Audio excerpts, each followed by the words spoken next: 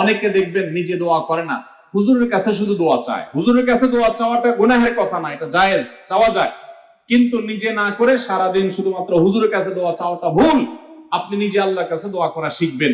আল্লাহ বলেছেন যে উদউনি আস্তাজিব লাকুম, তোমরা আমার কাছে দোয়া করো। আল্লাহ বলেছেন আমি তোমাদের দোয়া কবুল করব, আল্লাহ ওয়াদা করেছেন।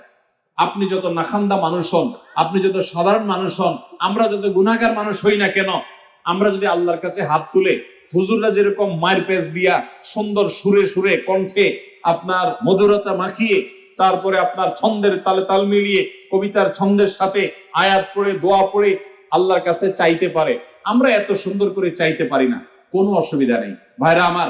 আল্লাহর কাছে চাওয়ার জন্য মায়ের পেচের কোনো কথার দরকার হয় না, চালাকির দরকার হয় না।